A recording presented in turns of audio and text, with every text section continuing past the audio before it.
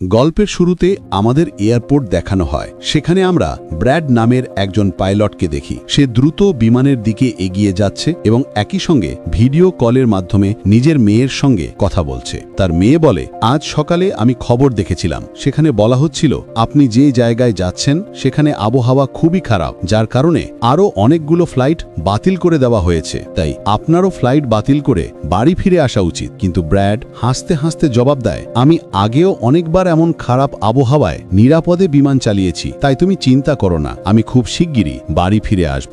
এটা শুনে তার মেয়ে খুশি হয়ে কল কেটে দেয়। এরপর ব্র্যাড বিমানের ককপিটে এসে কো পাইলটের সঙ্গে দেখা করে। কো পাইলট একটু নার্ভাস ছিল, কারণ আজই সে প্রথমবারের মতো ফ্লাইট চালাতে যাচ্ছে। ঠিক তখনই এক এয়ার হোস্টেস এসে ব্র্যাডকে বাইরে ডাক দেয়। বাইরে একজন পুলিশ অফিসার ব্র্যাডকে জানায় যে জরুরি পরিস্থিতির কারণে তাকে একজন খুনিকে সঙ্গে নিতে হবে, যার নাম টনি। টনি একজন খুব শক্তিশালী এবং বিপজ্জনক মানুষ, যার বিরুদ্ধে খুনের মামলা রয়েছে। এখন তাকে বিমানের মাধ্যমে অন্য দেশে নিয়ে গিয়ে যাবজ্জীবন কারাদণ্ডের জন্য জেলে পাঠানো হবে। পুলিশ অফিসার ব্র্যাডকে বলে যে এই দায়িত্ব তোমাকে দেওয়া হচ্ছে কারণ তুমি একজন যোগ্য এবং বুদ্ধিমান পাইলট। ব্র্যাড রাজি হয়ে যায় এবং টনিকে বিমানের একদম পিছনের সিটে বসিয়ে দেয়, যাতে অন্য যাত্রীরা কোনো অসুবিধায় না পড়ে। এরপর সব যাত্রী তাদের আসনে বসে পড়ে এবং ব্র্যাড বিমানকর্মীদের কাছে গিয়ে নিশ্চিত করে যে সব যাত্রী এসে গেছে। এরপর বিমানটি টেক অফ করে আকাশে উঠে যায়।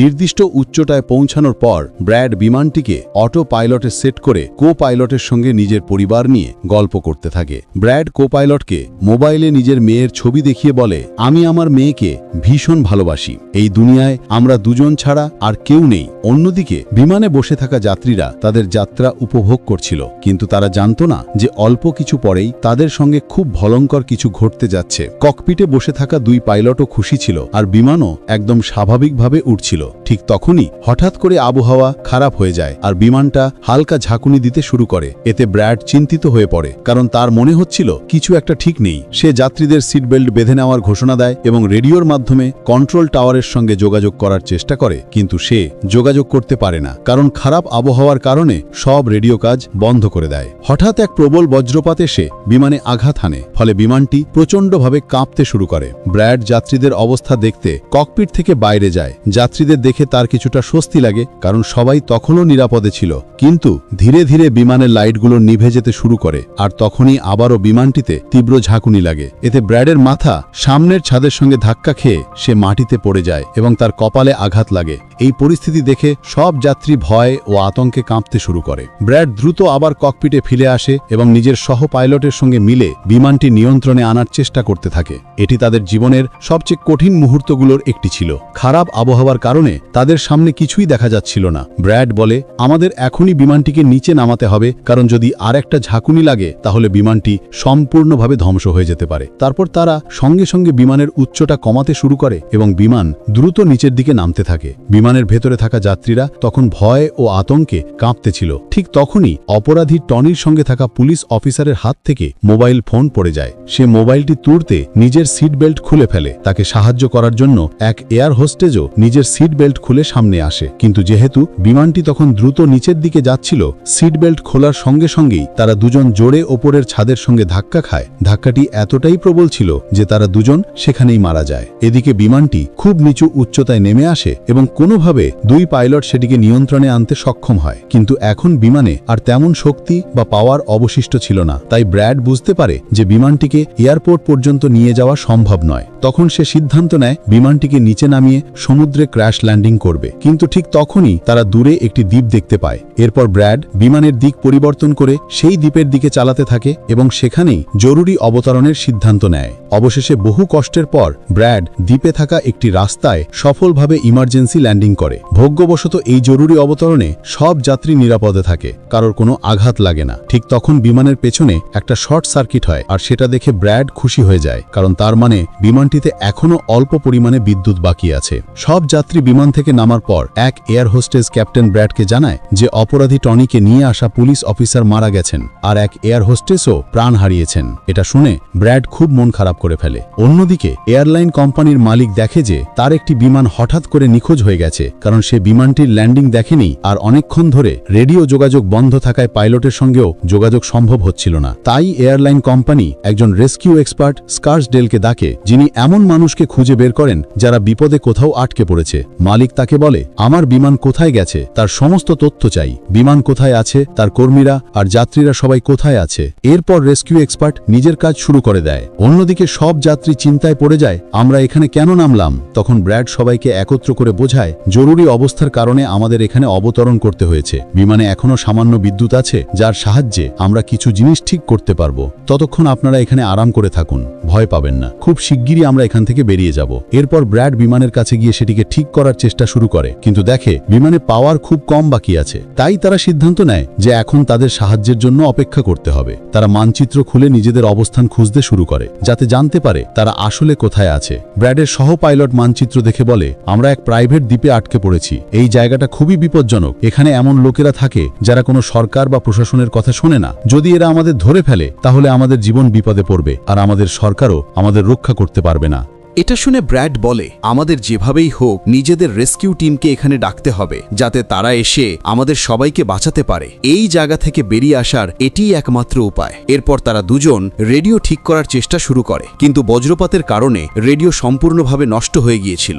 এখন ব্র্যাড সব যাত্রীদের কাছে গিয়ে জানায়, একটা প্রযুক্তিগত ত্রুটির কারণে রেডিও কাজ করছে না, কিন্তু আপনারা চিন্তা করবেন না। ব্র্যাড সবাইকে আশ্বস্ত করে বলে, আমরা দ্বীপের অন্য পাশে গিয়ে কোনোভাবে রেডিও বা যোগাযোগের ব্যবস্থা খুঁজে বের করব। তারপর কন্ট্রোল টাওয়ারে আমাদের অবস্থান জানিয়ে রেস্কিউ টিমকে এখানে পাঠানোর অনুরোধ করব, যারা এসে আমাদের সবাইকে উদ্ধার করবে। এরপর ব্র্যাড একটি বড় সিদ্ধান্ত নেয়। সে বলে, আমার সঙ্গে টনি যাবে। এই কথা বলেই সে টনির হাত কড়া খুলে দেয়। তারপর ব্র্যাড কো পাইলটকে বলে, তুমি বিমানের পাওয়ার সিস্টেম রিপেয়ার করার কাজ শুরু করো। আমি যত দ্রুত সম্ভব কোনো যোগাযোগের মাধ্যমে রেস্কিউ টিমকে এখানে আনতে চেষ্টা করব। এরপর টনি ও ব্র্যাড রেডিও খুঁজে বের করার জন্য জঙ্গলের দিকে রওনা হয়। পথে টনি ব্র্যাডকে ধন্যবাদ জানায় তার উপর বিশ্বাস রাখার জন্য। এদিকে আমরা দেখি, এই দ্বীপে বসবাসকারী একদল সন্ত্রাসী গ্রুপ, তাদের কাছে এক লোক দৌড়ে এসে জানায়, এখানে এক বিমান জরুরি অবস্থার কারণে এসে অবতরণ করেছে, আর তার ভেতরে অনেক লোক আছে যারা বিভিন্ন দেশ থেকে এসেছে। এটা শুনে গ্রুপের লিডার সেই লোকটিকে কিছু টাকা দেয় এবং তার দলের সবাইকে প্রস্তুত হতে বলে। জঙ্গলের দ্বীপের মধ্যে ব্র্যাড ও টনি সামনের দিকে এগিয়ে যাচ্ছিল। টনি ব্র্যাডকে জিজ্ঞাসা করে, তুমি আমাকে মুক্তি দিলে কেন, আর এখন আমাকে কোথায় নিয়ে যাচ্ছ? তখন ব্র্যাড বলে, কারণ আমি তোমার জন্য অন্য সবার জীবন ঝুঁটিতে ফেলতে পারি না। এখানে একদল বিপজ্জনক সন্ত্রাসী আছে, আর তাদের মোকাবিলা করার জন্য তোমাকে আমার সঙ্গে একসঙ্গে লড়তে হবে। তখন টনি ব্র্যাডকে বলে, আমি সামরিক পটভূমি থেকে এসেছি। আমি বহু বছর ধরে মার্কিন সেনাবাহিনীতে চাকরি করেছি। কিছুক্ষণ পর হঠাৎ পেছন থেকে টনির কোনো শব্দ আসে না। ব্র্যাড যখন পিছনে ফিরে তাকায়, দেখে টনি সেখানে নেই। সে ব্র্যাডের কাছ থেকে পালিয়ে গেছে। এখন ব্র্যাড একাই জঙ্গলের ভেতর এগিয়ে চলতে থাকে। জঙ্গলের আরো ভেতরে গিয়ে ব্র্যাড একটি পরিত্যক্ত পুরনো কারখানায় ঢোকে, যেখানে সে একটি টেলিফোন খুঁজে পায়, কিন্তু সেটি পুরনো ধাঁচের, নষ্ট হয়ে পড়েছিল। এরপর ব্র্যাড পাশে থাকা তারগুলো জোড়া দিতে শুরু করে এবং কিছুক্ষণের মধ্যেই টেলিফোনটি কাজ করতে শুরু করে। ব্র্যাড দ্রুত কোম্পানির হেল্পলাইন নম্বরে কল করে। সে হেল্পলাইন কর্মীকে নিজের অবস্থান ও পুরো পরিস্থিতি জানিয়ে দেয়, কিন্তু লাইনের সমস্যা থাকার কারণে তার কথা ওখানকার ব্যক্তির কাছে পরিষ্কারভাবে পৌঁছাচ্ছিল না। ফলে হেল্পলাইন কর্মী কলটি কেটে দেয়। তখন ব্র্যাডের মাথায় এক বুদ্ধি আসে। সে নিজের মেয়েকে ফোন করে এবং তাকে নিজের অবস্থান সহ সব তথ্য একটা কাগজে লিখে তার অফিসে পৌঁছে দিতে বলে। কিন্তু ঠিক সেই কথোপকথনের মাঝখানে পিছন থেকে একজন এসে ব্র্যাডের উপর হামলা করে। ব্র্যাড অনেক কষ্টে তাকে কাবু করে ফেলে এবং মারধর করে অজ্ঞান করে দেয়। ঠিক তখনই ব্র্যাড টের পায় আরেকজন লোক ঘরে ঢুকছে, তাই সে দ্রুত লুকিয়ে পড়ে। কিন্তু দেখা যায় সেই লোকটি আর কেউ নয়, টনি। টনি ইতিমধ্যেই অনেক গুন্ডাকে মেরে তাদের অস্ত্র দখল করে ফেলেছে, আর সে ব্র্যাডকে ডেকে বলে, ভয় পেও না, বাইরে এসো। তারপর যখন ব্র্যাড সামনে আসে, টনি তাকে নিজের নিরাপত্তার জন্য একটি বন্দুক হাতে তুলে দেয়। এরপর তারা দুজন কারখানার নিচতলায় নেমে যায়, যেখানে তারা একটি ক্যামেরা খুঁজে পায়। ক্যামেরার রেকর্ডিং ও পাশে পড়ে থাকা কিছু পাসপোর্ট দেখে তারা বুঝতে পারে এই দ্বীপে থাকা সন্ত্রাসীরা বাইরের মানুষদের অপহরণ করে তাদের পরিবারের কাছ থেকে বিশাল অঙ্কের মুক্তিপণ দাবি করে। কিন্তু যখন তাদের পরিবার টাকা দিয়ে দেয়, তখনও এই সন্ত্রাসীরা বন্দীদের ছেড়ে দেয় না, বরং নির্মমভাবে মেরে ফেলে। এটা দেখে ব্র্যাড বুঝে যায় যে তাদের বিমানের যাত্রীরাও এখন ভয়ঙ্কর বিপদের মধ্যে রয়েছে। এরপর তারা দুজন বাইরে বেরিয়ে আসে এবং সামনে একটি গাড়ি দেখতে পায়। সেই গাড়িটি ছিল সেই সন্ত্রাসীর যাকে কিছুক্ষণ আগে ব্র্যাড মেরেছিল। তাই তারা দুজনে গাড়িটিতে উঠে বসে যাত্রীদের দিকে রওনা দেয়। এদিকে বিমানের সব যাত্রী ব্র্যাডেন ফেরার অপেক্ষায় ছিল। সবাই আশা করছিল যে ব্র্যাড খুব শীঘ্রই সাহায্য নিয়ে ফিরে আসবে। ঠিক তখনই তারা দূর থেকে একটি গাড়ির শব্দ শুনতে পায়। গাড়ির আওয়াজ শুনে তারা আনন্দে ভলে ওঠে, কারণ তারা ভাবে ব্র্যাড নিশ্চয়ই রেস্কিউ টিম নিয়ে এসেছে। কিন্তু ওটা রেস্কিউ টিম নয়, বরং এই দ্বীপের সন্ত্রাসীরা ছিল। তারা বন্দুক থেকে গুলি চালিয়ে যাত্রীদের আতঙ্কিত করতে শুরু করে। গুলির শব্দ ব্র্যাড ও টনির কানেও পৌঁছায়। তারা সঙ্গে সঙ্গে গাড়ির গতি বাড়িয়ে বিমান পর্যন্ত দ্রুত পৌঁছানোর চেষ্টা করে। এদিকে সন্ত্রাসী দলের নেতা এক এয়ার হোস্টেসের কাছ থেকে সব যাত্রীর নামের তালিকা চায়। ভয়ে কাঁপতে কাঁপতে এয়ার হোস্টেস দ্রুত সেই তালিকা এনে দেয়। তারপর দলের একজন সন্ত্রাসী কো পাইলটকে জিজ্ঞাসা করে, তোমাদের সিনিয়র পাইলট কোথায়? কো পাইলট উত্তর দেয়, সে কিছু কাজে জঙ্গলে গিয়েছিল, কিন্তু এখনো ফিরে আসেনি। ঠিক তখনই ব্র্যাড ও টনি ঘটনাস্থলে পৌঁছে যায়, কিন্তু তারা চুপি চুপি দূর থেকে পুরো ঘটনাটা পর্যবেক্ষণ করতে থাকে। এরই মধ্যে এক মহিলা সেখান থেকে পালানোর চেষ্টা করেন, কিন্তু লোকগুলো তাকে গুলি করে মেরে ফেলে। এটা দেখে ব্র্যাড তাদের সাহায্য করতে যায়, কিন্তু টনি তাকে থামিয়ে দেয় এবং টনি তাকে বলে যে তুমি শান্ত থাকো, এখন যাওয়া ঠিক হবে না। গ্যাংয়ের লিডার সমস্ত যাত্রীদের একটা বাসে বসিয়ে নেয় এবং গ্যাংয়ের লিডার তার দুই সঙ্গীকে সেখানে রেখে তাদের বলে যে যাও, জাহাজের ভেতরে যা কিছু মূল্যবান জিনিস আছে তা নিয়ে আসো। এরপর এই লোকগুলো সব যাত্রীদের নিজেদের আস্তানায় নিয়ে যেতে থাকে। গ্যাং চলে যাওয়ার পর ব্র্যাড টনির ওপর রাগ করতে থাকে যে লোকগুলো আমাদের যাত্রীদের নিয়ে গেল আর তুমি আমাকে যেতেই দিলে না। যার উপর টনি তাকে বোঝায় যে ওরা সংখ্যায় অনেক বেশি ছিল, তুমি যদি চলেও যেতে তাহলেও এত বড় বাহিনীর সাথে একা লড়তে পারতে না। এখন ওরা দুজনা প্লেনের দিকে এগিয়ে তাতে থাকে এবং সেই দুই গুন্ডাকে ধরে ফেলে যারা প্লেন থেকে মূল্যবান জিনিস চুরি করছিল। ব্র্যাড বন্দুকের মুখে তাদের জিজ্ঞাসা করে যে তোমাদের লিডার যাত্রীদের কোথায় নিয়ে গেছে, যার উপর সে জানায় যে এখান থেকে কিছু দূরে আমাদের একটি আস্তানা আছে এবং ওরা সবাই সেখানে গেছে। অন্যদিকে ব্র্যাডের মেয়ে রেস্কিউ এক্সপার্টের কাছে ব্র্যাডের লেখা কাগজটা দিয়ে দেয়, যাতে প্লেনের লোকেশন ও সমস্ত তথ্য লেখা ছিল। রেস্কিউ এক্সপার্ট স্যাটেলাইটের সাহায্যে প্লেনের লোকেশন খুঁজে বের করে। তারা জানতে পারে যে প্লেনটি একটি দ্বীপে আটকে পড়েছে এবং তারা এটাও জানতে পারে যে এই দ্বীপে একটি বিপজ্জনক আতঙ্কবাদী গোষ্ঠী আছে। এরপর সেই রেস্কিউ অফিসার তার এক প্রাইভেট আর্মির ক্যাপ্টেনকে ফোন করে এবং তাকে পুরো পরিস্থিতি বুঝিয়ে সেই দ্বীপে যেতে বলে। প্রাইভেট আর্মির ক্যাপ্টেন রাজি হয়ে যায় এবং তার সঙ্গীদের সাথে টাকায় ভরা একটি ব্যাগ এবং অনেক অস্ত্রের ব্যাগ গাড়িতে লোড করে সেই দ্বীপে যাওয়ার জন্য তৈরি হয়ে যায়। ব্রেড দেখল যে সন্ত্রাসীরা যাত্রীদের নিয়ে যাওয়ার আগেই জাহাজের কো পাইলট জাহাজের পাওয়ার সিস্টেম মেরামত করে ফেলেছে এবং ব্রেড দেখল যে জাহাজের বিদ্যুৎ ফিরে এসেছে। এটা দেখে সে খুব খুশি হয়। এবার ব্রেড তার ইউনিফর্মে একটি বার্তা লিখে রেখে দেয় আসন্ন প্রাইভেট আর্মি টিমের জন্য এবং টনির সাথে সেই জায়গায় রওনা হয় যেখানে গ্যাংয়ের লোকেরা বিমানের সমস্ত যাত্রীকে নিয়ে গিয়েছিল। জঙ্গলের রাস্তা ধরে তারা দুজন সন্ত্রাসীদের আস্তানায় পৌঁছায় এবং তারা গাড়ি থেকে নেমে গোপনে সেই জায়গায় প্রবেশ করে যেখানে সমস্ত গুন্ডা যাত্রীদের ভয় দেখিয়ে তাদের ভিডিও তৈরি করছিল, যাতে তারা সেই ভিডিওগুলি তাদের পরিবারকে পাঠিয়ে তাদের কাছ থেকে টাকা আদায় করতে পারে। অন্যদিকে রেস্কিউ বিশেষজ্ঞের পাঠানো প্রাইভেট টিমও প্লেনের কাছে পৌঁছে যায়, কিন্তু সেখানে কাউকে না পেয়ে টিমের নেতা প্লেনের ভিতরে গিয়ে পরীক্ষা করেন। সেখানে তারা দুজনের মৃতদেহ খুঁজে পান। এরা ছিল সেই দুজন যাদেরকে গ্যাংয়ের নেতা প্লেন থেকে সমস্ত মূল্যবান জিনিস চুরি করতে বলেছিল, কিন্তু ব্রেড তাদের দুজনকে মেরে ফেলেছিল। প্রাইভেট টিমের ক্যাপ্টেন ব্রেডের রেখে যাওয়া বার্তাটিও পান, যা ছিল সেই সন্ত্রাসী গ্যাংয়ের আস্তানা পর্যন্ত আসার রাস্তা। সন্ত্রাসীদের আস্তানায় টনি এবং ব্রেড গোপনে তাদের উপর নজর রাখছিল এবং সুযোগ পাওয়া মাত্র তারা দুজন পিছন দিক থেকে এসে দুজন সন্ত্রাসীকে মেরে ফেলে। তারপর তারা দুজন চুপচাপে এগিয়ে যায় এবং একটি ঘরের বাইরে পৌঁছায়। এই ঘরের ভিতরে সমস্ত যাত্রীকে বন্দী করে রাখা হয়েছিল। এবার ব্রেড এই লোকদের মুক্ত করতে চেয়েছিল, কিন্তু সেখানে অনেক প্রহরী পাহারা দিচ্ছিল এবং ব্রেডের কাছে দরজার তালা খোলার চাবিও ছিল না। এরপর তারা দুজন এক একে সেই প্রহরীদেরকে মেরে ফেলে এবং টনি তো হাতুড়ি তুলে অনেক প্রহরীদেরকে হাতুড়ি দিয়ে আঘাত করে।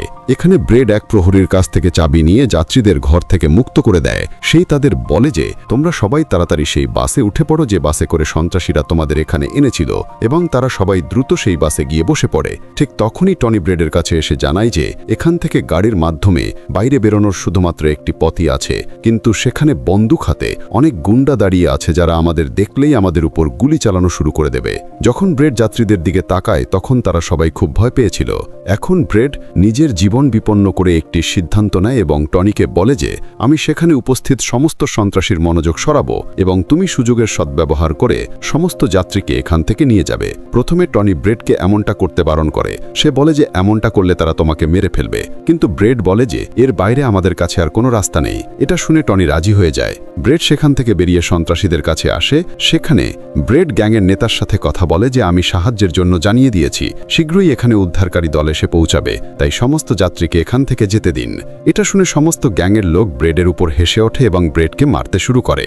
গ্যাংয়ের প্রধান বলে যে এভাবে কিভাবে ছেড়ে দেব, টাকা ছাড়া আমি কাউকে ছাড়ি না। আর এখন যখন তারা ব্রেডকে মারতে যাচ্ছিল ঠিক তখনই সেখানে প্রাইভেট রেস্কিং টিম এসে সন্ত্রাসীদের উপর আক্রমণ করে এবং অনেকক্ষণ ধরে গুলি চালানোর পরে গ্যাংয়ের অনেক লোককে মেরে তারা ব্রেডকে মুক্ত করে এবং ব্রেডকে বাসে তুলে এখান থেকে চলে যায়। এখানে গ্যাংয়ের নেতা দেখল যে তার অনেক সঙ্গীর সাথে তার ছোট ভাইও মারা গেছে। এটা দেখে সে খুব রেগে যায় এবং শপথ করে বলে যে সে এই লোকেদের মধ্যে একজনকেও ছাড়বে না এবং সবাইকে বেছে বেছে মারবে।